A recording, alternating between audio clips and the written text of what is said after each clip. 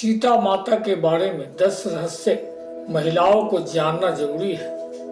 हर हर महादेव दोस्तों, जय श्री राम, जय बागेश्वर धाम। नमस्कार दोस्तों, महादेव शिव चैनल में आप सभी का स्वागत है। अगर आप यह कहानी सुन रहे हैं तो पूरा सुनिए, आधा अधूरा छोड़कर जाने की गलती मत कीजिएगा। इस पवित्र कथा को सुनने मात्र से मनचाहा फल की प्राप्ति होगी। अगर आप शिव भक्त हैं तो भोलेनाथ का अनादर न करें। तो चलिए कथा को प्रारंभ करते हैं। पौराणिक काल में ऐसी कई महिलाएं हुई हैं जिन्हें हम आदर्श और उत्तम चरित्र की महिलाएं मानते हैं, लेकिन उनमें से सर्वोत्तम है माता सीता। जैसे श्री राम को पुरुषों में पुरुषोत्तम कहा गया है, उसी तरह माता सीता भी महिलाओं में सबसे उत्तम है। इसके कई कारण हैं, आओ जानते हैं सीता माता के बारे में 10 रहस्य। धर्म शास्त्र में ऐसी ही अनेक गृहस्थ और पतिव्रता स्त्री के बारे में लिखा गया है जो आज भी हर नारी के लिए आदर्श और प्रेरणा है।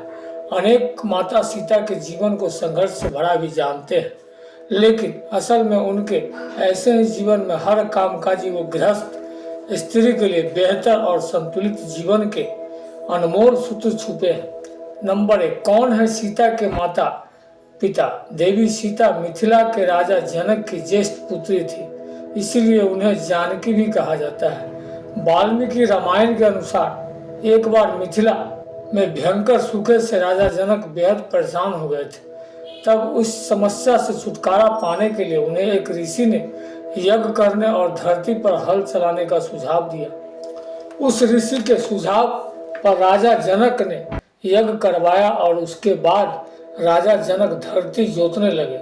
तभी उन्हें धरती में सोने की डलिया में मिट्टी में लिपटी हुई एक सुंदर कन्या मिली। उस कन्या को हाथों में लेकर राजा जनक ने उसे सीता नाम दिया और उसे अपनी पुत्री के रूप में अपना लिया। यह रहस्य आज भी बरकरार है कि सीता के माता पिता कौन है। अब आप देखिए कि ऐसी महिला जिसे अपने माता पिता के बारे में कुछ भी नहीं पता है, वह राजमहल में पली बढ़ी। इस देश में ऐसी कई बालिकाएं हैं जिन्हें उनके माता पिता मंदिर की देहली, अस्पताल के बाहर या कचरे के ढेर पर छोड़ कर चले गए हैं। ऐसी बालिकाओं को अनाथ आश्रम में मिलती है या भाग्यवश वे किसी अच्छे घर की बेटी बन जाती है, लेकिन सैकड़ों ऐसी भी है जो कि सड़क पर अकेली ही भटक रही है। उन सभी महिलाओं को माता सीता की ओर देखना चाहिए और हौसला बनाना रखना चाहिए। नंबर 2, राम सीता का विवाह यदि वन में श्रेष्ठ के चयन की दृढ़ इच्छा तो निश्चित ही ऐसा ही होगा। सीता स्वयंवर तो सिर्फ एक नाटक था। असल में सीता ने राम और राम ने सीता को पहले ही चुन लिया था। मार्गशीर्ष अघन मास की शुक्ल पक्ष की पंचमी को भगवान श्री राम जनक पुत्री जानकी सीता का विवाह हुआ था।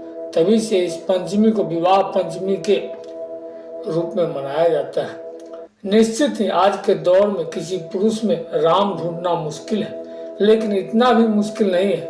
एक पतिव्रता धर्म का जो पालन करे और 7 वचनों को जो गंभीरता से ले, उसी से विवाह करना चाहिए। महिलाओं को विवाह तो ऐसे ही व्यक्ति से करना चाहिए जो कि थोड़े बहुत संस्कारों का पालन करता हो और निर्वंशनीय हो। यदि महिला आदर्श पुरुष की बजाय मॉडर्न पुरुष का चयन कर रही है तो यह रिस्क तो है ही, साथ ही वह समाज में नए प्रचलन को जन्म दे। हो सकता है कि तब जिंदगी एक समझौता बन जाए। नंबर 3, असाधारण पतिव्रता।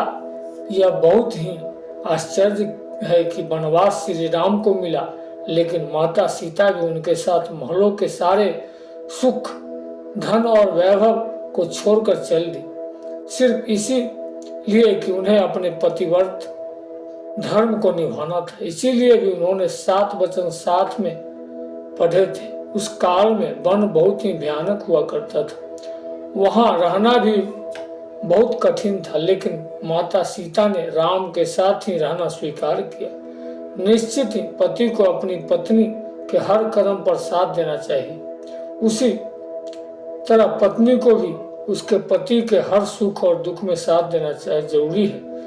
कोई महिला यदि अपने पति के दुख में दुखी और सुख में सुखी नहीं होती तो उसे सोचना चाहिए कि वह क्या है।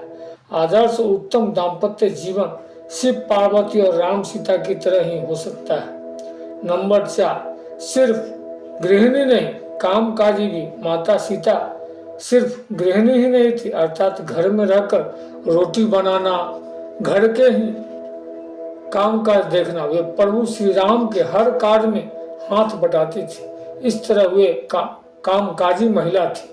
श्री राम जहाँ रुकते थे वहाँ वे 3 लोगों के रहने के लिए एक कुटिया बनाते, खुद के कपड़े बनाते, जलाने की लकड़ियां इकट्ठी करते और खाने के लिए कंदमूल तोड़ते। उक्त सभी कार्य में लक्ष्मण सहित माता सीता उनका साथ देती थी। नंबर 5, सीता का साहस। माता सीता का जब रावण ने अपहरण कर लिया और उन्हें अशोक वाटिका में रखा, तब इस कठिन परिस्थिति में उन्होंने शील, सहनशीलता, साहस और धर्म का पालन किया। इस दौरान रावण ने उन्हें साम, दाम, दंड और भेद तरह की नीति से अपनी ओर झुकाने का प्रयास किया, लेकिन माता सीता नहीं झुकी, क्योंकि उनको रावण की ताकत और वैभव के आगे अपने पति श्री राम और उनकी शक्ति को प्रति पूरा विश्वास था। लंकाधिपति रावण ने अपहरण करके 2 वर्ष तक माता सीता को अपनी कैद में रखा। इस कैद में माता सीता एक वाटिका की गुफा में राक्षसनियों के पहरे में रहती थी।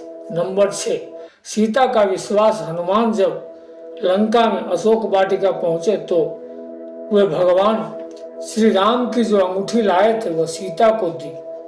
सीता माता बहुत खुशी। उन्होंने अपने कष्ट को व्यक्त किया और आशंका और निराशा भी जताई कि इतना विलंब कैसे हो गया राम को आने में। नाथ कहीं भूल तो नहीं गए मुझे।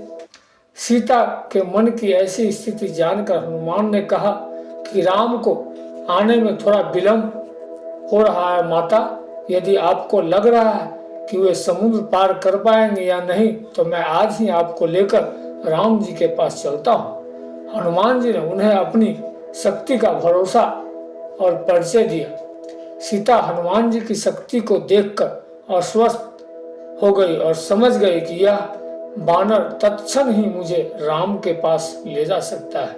इसके बाद भी सीता ने कहा कि राम के प्रति मेरा जो संपूर्ण त्याग है, मेरा पतिव्रत का धर्म है, उसको ध्यान में रखकर मैं राम के अतिरिक्त किसी अन्य का स्पर्श नहीं कर सकती। अब राम यहाँ आए, रावण का वध करे, जो उसके लोग हैं उनको मारे और हमें लेकर जाए। राम जी ही मुझे मान मर्यादा के साथ लेकर जाए, यही उचित होगा। नंबर 7, मायावी सीता। माना जाता है कि रण क्षेत्र में बानर सेना तथा राम लक्ष्मण में भय और निराशा फैलाने के लिए रावण के पुत्र मेघनाथ ने अपनी शक्ति से मायावी सीता की रचना की, जो सीता की भांति ही नजर आ रही थी। मेघनाथ ने उस मायावी सीता को अपने रथ के सामने बैठाकर रण क्षेत्र में घुमाना प्रारंभ किया। बानरों ने उसे सीता समझकर प्रहार नहीं किया। बाद में मेघनाथ ने मायावी सीता के बालों को पकड़कर खींचा तथा सभी के सामने उसने उसके 2 टुकड़े कर दिए। यह दृश्य देखकर बानर सेना में निराशा फैल गई। सभी सोचने लगे कि जिस सीता के लिए युद्ध कर रहे हैं वे तो मारी गई, अब युद्ध करने का कोई फायदा। राम ने सीता की मृत्यु का समाचार सुना तो वे भी अचेत हो गए। चारों ओर फैला खून देखकर सब लोग शोकाकुल हो उठे। यह देखकर मेघनाथ निकुंभित देवी के स्थान पर जाकर हवन करने लगा। जब राम की चेतना लौटी तो लक्ष्मण हनुमान ने उन्हें अनेक प्रकार से समझाया तथा विभीषण से ने कहा कि रावण कभी भी सीता को मारने की आज्ञा नहीं दे सकता, अतः यह निश्चय ही मेघनाथ की माया का प्रदर्शन है, आप निश्चित रहिए। बाद में कुछ दिन युद्ध और चला और अंततः रावण मारा गया। नंबर 8, सीता की अग्नि परीक्षा। सीता ने अग्नि परीक्षा दी थी या नहीं दी थी, यह सवाल अभी भी बना हुआ है। यह भी कहा जाता है कि उन्होंने अग्नि परीक्षा दी थी, लेकिन राम ने सीता का त्याग नहीं किया। जिस सीता के बिना राम एक पल भी नहीं रह सकते और जिसके लिए उन्होंने सबसे बड़ा युद्ध लड़ा, उसे वे किसी व्यक्ति और समाज के कहने पर क्या छोड़ सकते हैं। राम जब सीता को रावण के पास से छुड़वाकर अयोध्या ले आए तो उनके राज अभिषेक के कुछ समय बाद मंत्रियों और दुमूर्खों नाम के एक गुप्तचर के मुंह से राम ने जाना कि प्रजा जन सीता की पवित्रता के विषय में संदिग्ध है, अतः सीता और राम को लेकर अनेक मनमानी बातें बनाई जा रही है। उस वक्त सीता गर्भवती थी। राम और अन्य से सीता से कहा कि समाज में बातें बनाई जा रही है, सभी कहते हैं कि अग्नि परीक्षा देना पड़ेगी। माना जाता है कि राम और समाज द्वारा संदेह किए जाने के कारण सीता ने ग्लानि, अपमान और दुख से विचलित होकर चिता तैयार करने की आज्ञा दी। सीता ने यह कहा, यद्यपि मन, वचन और कर्म से मैंने सदैव राम को ही स्मरण किया है तथा रावण जिस शरीर को उठाकर ले गया वह अवश्य था, तब अग्निदेव मेरी रक्षा करे। और फिर सीता माता ने जलती हुई चिता में प्रवेश किया। अग्निदेव ने प्रत्यक्ष रूप धारण करके सीता को गोद में उठाकर राम के सम्मुख प्रस्तुत करते हुए कहा कि वे हर प्रकार से पवित्र हैं। इस अग्नि परीक्षा के बाद भी जन समुदाय में तरह तरह की बातें बनाई जाने लगी। तब राम के समझ फिर धर्म संकट उत्पन्न हो गया। नंबर 9, वाल्मीकि आश्रम में सीता जब गर्भवती थी तो उन्होंने एक दिन राम से एक बार तपोवन घूमने की इच्छा व्यक्त की, किंतु राम ने वंश को कलंक से बचाने के लिए लक्ष्मण से कहा कि वे सीता को तपोवन में छोड़ आए। हालांकि कुछ जगह उल्लेख है कि श्री राम का सम्मान उनकी प्रजा के बीच बना रहे, इसके लिए उन्होंने अयोध्या का महल छोड़ दिया और वन में जाकर वे वाल्मीकि आश्रम में रहने लगे। वे गर्भवती थी और इसी अवस्था में उन्होंने अपना घर छोड़ा। वाल्मीकि आश्रम से सीता ने लव और कुश नामक 2 जुड़वा बच्चे को जन्म दिया। नंबर 10, सीता की मृत्यु। माता सीता अपने पुत्र के साथ वाल्मीकि आश्रम में रहती थी। एक बार की बात है कि भगवान श्री राम ने अश्वमेघ यज्ञ का आयोजन किया। उस यज्ञ में वाल्मीकि जी ने लव और कुश को रामायण सुनाने के लिए भेजा। राम ने दोनों कुमारों से यह चरित्र सुना। कहते हैं कि प्रतिदिन वे दोनों 20 सर्ग सुनाते थे। उत्तर कांड तक पहुंचने पर राम ने जाना कि वे दोनों राम के ही बालक हैं। वीडियो को बोलते समय कोई त्रुटि हुआ हो तो मैं क्षमा चाहता हूँ। उम्मीद है वीडियो अच्छा लगा। महादेव के सच्चे भक्त हैं तो कमेंट में लिखे हर हर महादेव। मिलते हैं अगले वीडियो के साथ। जय श्री राम, जय बागेश्वर धाम, हर हर महादेव।